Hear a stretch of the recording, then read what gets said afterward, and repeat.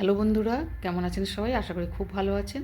আমিও ভালো আছি। তো আজকে একটু মাংস রান্না করছি, ওটাই আপনাদের দেখাচ্ছি।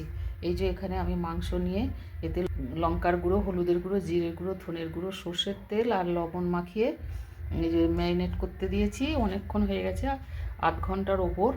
আর এখানে এই যে সব মশলা নিয়ে নিয়েছি। এখানে আলু 2 পিস কপি ভেজে রেখেছি দেওয়ার জন্য, লাল করে ভেজে নিয়েছি। এবার এখানে তেলের মধ্যে একটু ফোড়ন দিয়ে দিয়েছি, শুকনো লঙ্কা, লবঙ্গ, দারচিনি, ছোটো এলাচ আর 3টে গোলমরিচ, তেজপাতা, এগুলো ফোড়নে দিয়ে দিলাম। ফোড়নটা হয়ে যেতে আমি পেঁয়াজ কুচিটা দিয়ে দিয়েছি। পেঁয়াজ কুচিটা, আর এখানে পেঁয়াজ কুচিটা একটু নরম হয়ে গেছে। এবারে রসুন গ্রেট করা, আমি রসুন আদা সব গ্রেট করে নিয়েছি। এবারে আদা দিয়ে দিচ্ছি, গ্রেট করা আদা। এটা একটু ভেজে নিচ্ছি। এবারে দিয়ে দেবো টমেটোর কুচি,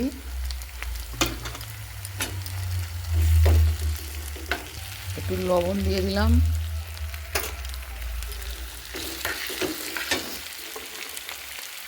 কাঁচা লঙ্কা। টমেটোটা ভাজা হয়ে গেছে। এইবারে কিছু মশলা দিয়ে দেবো। এখানে নিয়েছি হলুদ গুঁড়ো, ধনে গুঁড়ো, জিরের গুঁড়ো, ঝাল লঙ্কার গুঁড়ো, কাশ্মীরি লঙ্কার গুঁড়ো, আর এটা আছে গরম মশলার গুঁড়ো। তো এগুলো দিয়ে দিচ্ছি এর সাথে। হালকা নাড়াচাড়া করে একটু গরম জল দিয়ে কষে নেবো মশলাটা।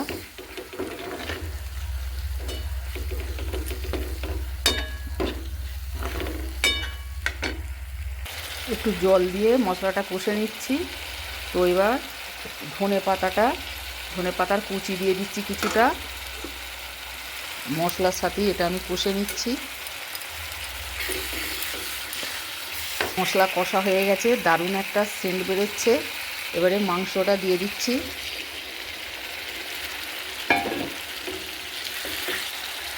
মাংসটা কিছুক্ষণ কষে নিয়েছি। তো আরেকটু মশলাটা ধুয়ে একটু জল দিয়ে দিচ্ছি। আরেকটু জল দিয়ে আরেকটু ভালো করে মাংসটা কিছুক্ষণ কষবো। যত কষা হবে ততই মাংসের টেস্ট বাড়বে। তো ওই জন্য আরও ভালো করে কষবো। আরও একটু গরম জল দিয়ে এইভাবে আস্তে আস্তে করে কষে কষে মাংসটা তৈরি করে নেব। আরও একটু জল দিয়ে দেবো ওতে, গরম জল।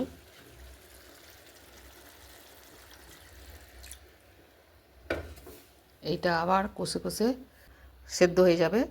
তো এইভাবেই আমি মাংসটাকে রান্না করে নেব। আর এখানে কয়েক পিস আলু একদম ভালো করে ভেজে নিয়েছি, সেদ্ধ হয়ে গেছে।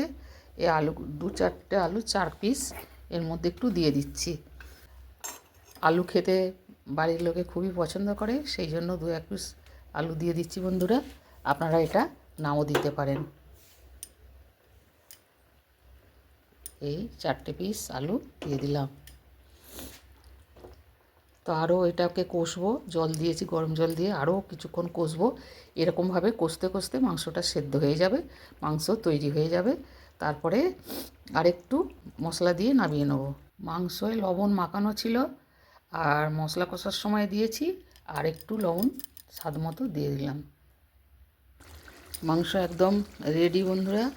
এবার একটু ঘিও দিয়ে দেবো, অল্প করে 1/2 চামচের মতো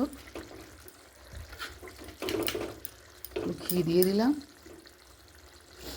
ব্যাস তৈরি হয়ে গেল আলু আর মুরগি মাংসর কারি। ঝোল রাখিনি বন্ধুরা, একদম কারি মতো করেছি। কেমন লাগলো অবশ্যই জানাবেন।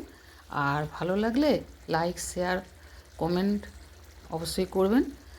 আর দেখুন কত সুন্দর রং হয়েছে, লাল টুকটুক করছে, একদম দারুণ সুন্দর হয়েছে, টেস্টও দারুণ হয়েছে। তো আজকের মতো রাখছি বন্ধুরা। আপনারা খুব ভালো থাকুন, সুস্থ থাকুন। জয় গুরু, জয় মাতারা।